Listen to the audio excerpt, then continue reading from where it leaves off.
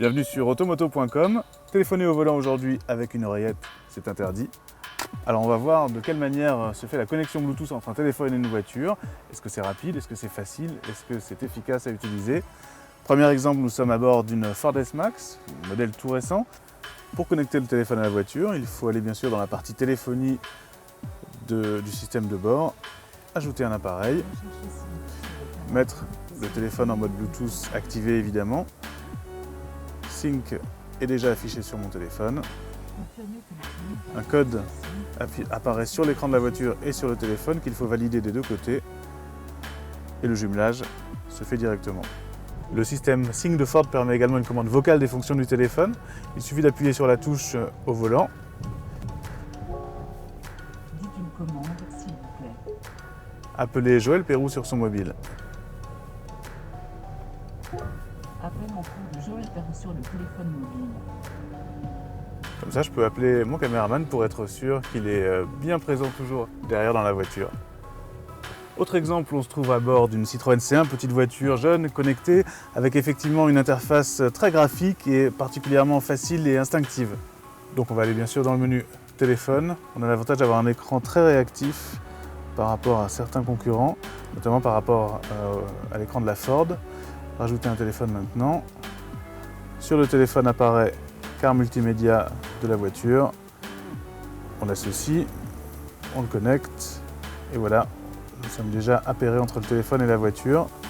On autorise l'accès au message et ainsi le téléphone est complètement connecté. En théorie, une des fonctionnalités intéressantes qu'offre le système de la C1, c'est de pouvoir refléter l'écran d'un smartphone sur l'écran de la voiture. C'est notamment intéressant parce que la voiture n'a pas de navigation intégrée et donc elle compte sur la navigation d'un smartphone pour pouvoir naviguer. Le seul problème, c'est que ce système compte sur MirrorLink, qui est un standard qui n'est pratiquement pas développé. Et c'est pas faute d'avoir essayé avec tous les téléphones qu'on a, mais aucun n'a pu fonctionner. Il n'y a qu'une douzaine en fait, de téléphones qui sont compatibles avec le système. Il faudra attendre l'an prochain et enfin un update du système qui permettra d'avoir Android Auto et CarPlay d'Apple pour que là le système devienne intéressant. Troisième modèle pour tester la communication entre un smartphone et une auto, la toute dernière version de la Seat Ibiza. Elle a une interface particulièrement moderne. Alors la partie Bluetooth est aussi facile et rapide que chez les autres. L'intérêt ici, c'est ce que Seat appelle Full Link. Full Link, c'est la combinaison de plusieurs systèmes qui permettent de faire du mirroring, c'est-à-dire en anglais mirroring, ce qui permet de refléter l'écran d'un smartphone sur l'écran de la voiture.